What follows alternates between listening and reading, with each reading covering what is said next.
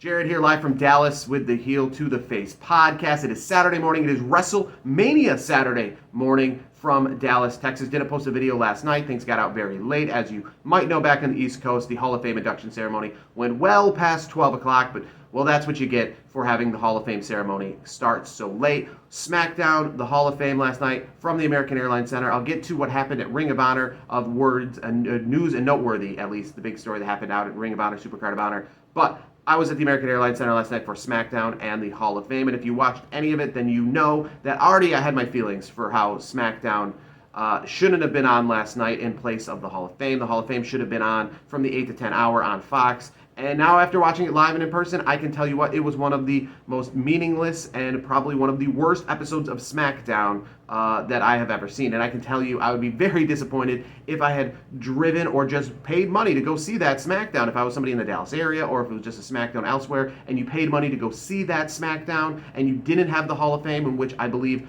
99.9% of the people that were at the American Airlines Center last night were there for the Hall of Fame.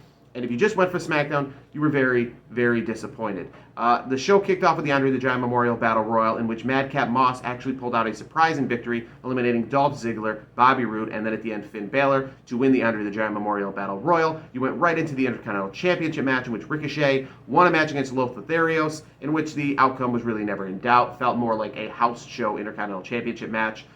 Ricochet still your IC champion. Then you move on to a tag team match, which saw Sasha Banks and Naomi teaming up against Queen Zelina Vega and Carmella.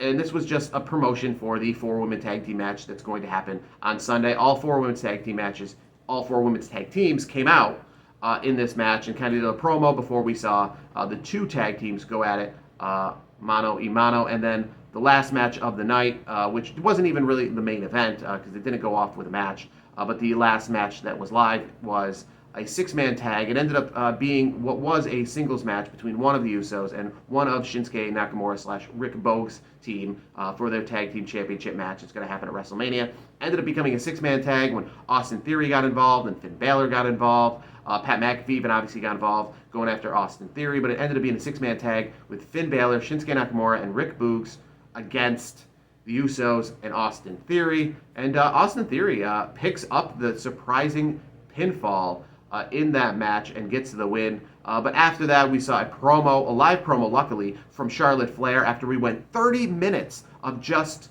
promos. We saw a promo for Brock Lesnar, Roman Reigns. We saw a promo for Stone Cold, Kevin Owens.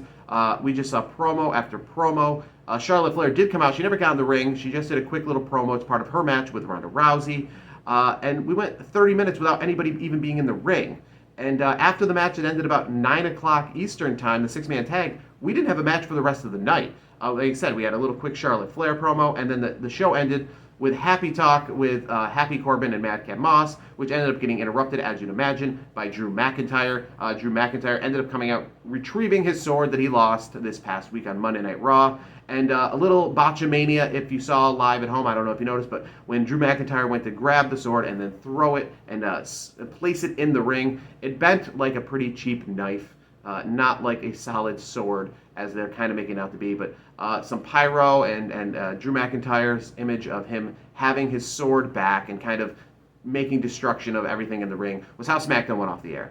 There was no Roman Reigns, there was no Brock Lesnar, and there was no Ronda Rousey. So not a lot of big names in this SmackDown. Like I said, 4 matches in total. 2 of them were done in the first minute or so, or the first 20 minutes or so of SmackDown. So completely worthless SmackDown. But we were all there for the Hall of Fame ceremony, which started about 10:15 Eastern Time. They did do like a little intermission so they could properly set up the Hall of Fame ceremony. And it went on pretty much like planned in the sense of we started things off with a quick speech by Rick Steiner. Rick and Scott Steiner, the Steiner brothers, were inducted. The Steiner brothers didn't get a lot of time to Rick Steiner to talk. It was more Scott Steiner, but I think fans probably wanted that anyways.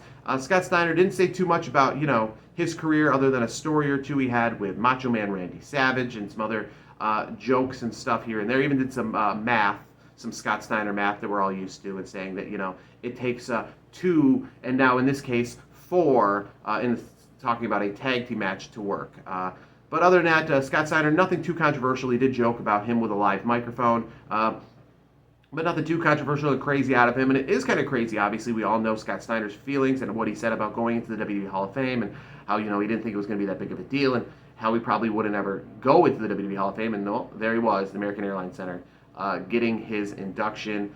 We then followed that up with Queen Sharmell, which seemed to me to be more or less another induction for Booker T. Obviously, we know Queen Sharmell, her main purpose was to bolster and help King Booker in his mid-early 2000s run, and that's pretty much what this kind of felt like. A little talk about Queen Sharmell and how she helped Booker, and she had a nice little royal and regal, elegant way to put it, but it seemed like a bit of a waste of a Hall of Fame induction ceremony. As we moved on to the Warrior Award winner, Shad Gaspar.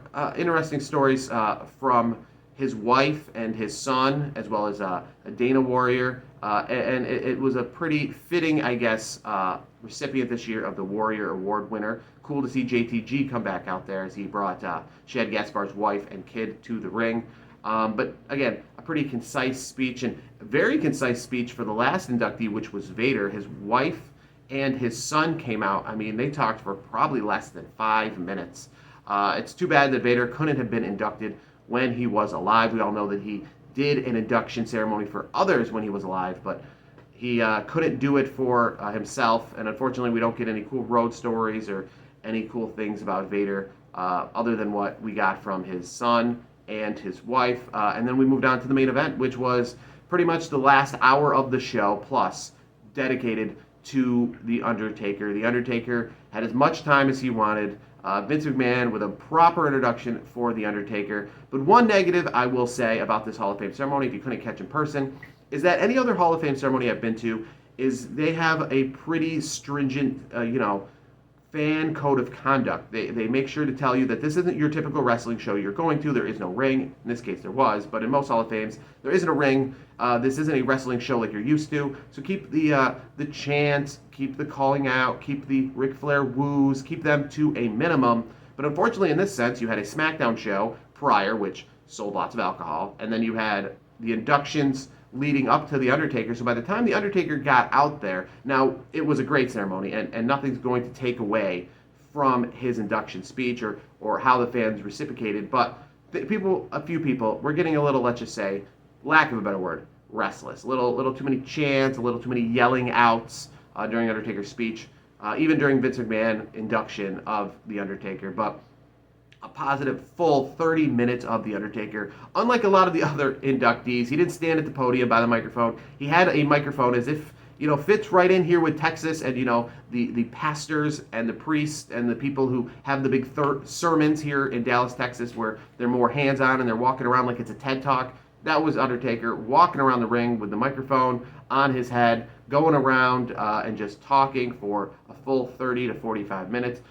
Mentioning the BSK, we're talking Rikishi, Yokozuna, The Godfather, all those guys, mentioning everybody in the back who has helped him that us wrestling fans may not even know. An overall great speech. If you haven't watched it, there's really not much I can say other than just it was what it was. It was The Undertaker in front of a sold-out crowd. In fact, I think the crowd was bigger for the Hall of Fame induction ceremony than it was even for SmackDown. But a full crowd for The Undertaker, one of the fullest crowds for Hall of Fame that I have seen in a long time.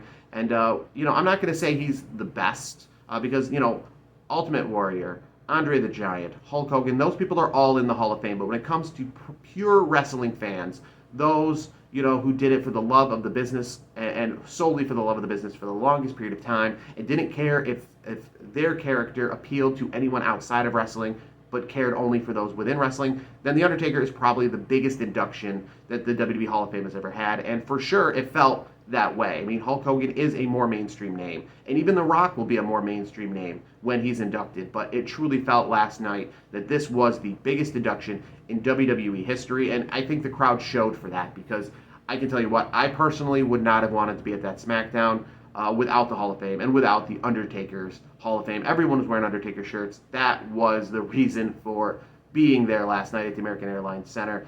And he ended things out on, something worth talking about, a notable quote. They had behind the Undertaker a bunch of his different outfits, a bunch of his different coats, a bunch of his different hats that he's worn throughout the years. And after he finished up his speech, he put on a coat, he put on a hat, he looked in the camera, and he said, "Never say never." I don't necessarily think that means Undertaker's going to have one more match, but as we've known with The Undertaker, we thought he probably wasn't going to have one more match probably in 2014 when he lost the streak, and he's had many, many matches since then. But a cool way, I guess, to go out, and like I said, I can't do the speech justice. Go and check it out. It was just one of the most raucous, loud WWE crowds when he first came out before he got to talk that I have ever been to. Which is kind of cool because, we talk about the Attitude Era, we talk about things being better in the earlier 2000s, so it's cool to really feel like this was WrestleMania weekend. That really gave me the feels that this was WrestleMania weekend, a sold-out crowd, literally as loud as they could be for The Undertaker, a real good precursor for getting ready for tonight. But like I've said, I think that the Hall of Fame ceremony, and it really did, disservice to The Undertaker. From 8 to 10 o'clock Eastern Time, Fox Smackdown was just a complete pre-show for WrestleMania. A lot more promos, a lot more meaningless matches, a lot less matches in general, just a complete waste. And if you were just the casual wrestling fan or somebody who's not even a wrestling fan and you were to flip through and you were to see The Undertaker's induction ceremony in primetime hours, we're talking 8 o'clock, 9 o'clock, not the 11 o'clock to midnight time that he was going on, and you were to see it on Fox versus on streaming on Peacock, I think that would have done him a lot more service, and I think fans would have been a lot more interested in that. Even those who were not fans would have been a lot more interested in, and really been more noteworthy that this was a bigger deal, and this was WrestleMania weekend when you see The Undertaker in a ring in front of a sold-out crowd that's going crazy, than if you just saw some meaningless tag team matches at 8 o'clock.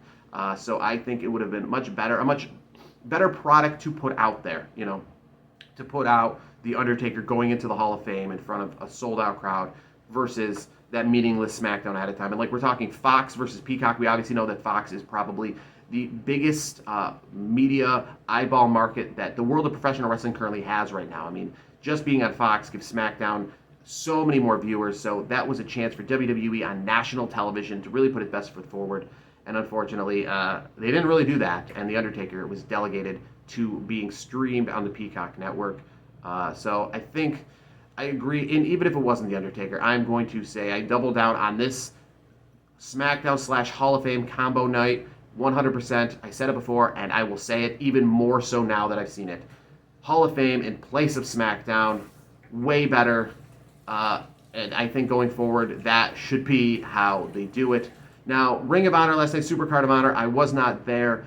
Jonathan Gresham beats Bandito, wins both championships, so he is the unified Ring of Honor World Champion. And then at the end, we saw an appearance from Samoa Joe. Now, Tony Khan indicated afterwards that the appearance from Samoa Joe doesn't mean that he's in Ring of Honor, but means that he's in All Elite Wrestling and will be on Dynamite this upcoming Wednesday night. So Samoa Joe's first non-WWE appearance. Seems like he is a part of All Elite Wrestling. He did that by showing up at Ring of Honor, Supercard of Honor 2. The Briscoes and the Good Brothers, the Briscoes and FTR. The Briscoes and Good Brothers, that's an Impact match that happened later in the night, but the Briscoes and FTR put on what many to be the best tag team match of the year so far in the world of wrestling. And it's unfortunate that the Ring of Honor show, which wasn't in front of a sold-out crowd, probably because so much other wrestling going on and/or The Undertaker's Hall of Fame. It's too bad we couldn't have things more spaced out. But it is what it is, and now it is WrestleMania Saturday, NXT Stand and Deliver this upcoming afternoon. But unfortunately, with the Hall of Fame going past midnight last night and WrestleMania being the time that is today, there's just not enough time to do it all. But I will be posting more videos. Obviously, WrestleMania tonight, WrestleMania tomorrow. Those are the main events and the reasons why we are here. But for a recap of Day 1 and last night's WWE Hall of Fame and SmackDown WrestleMania edition, this has been Jarad from the Heel to the Face. Stay tuned all weekend long for more videos.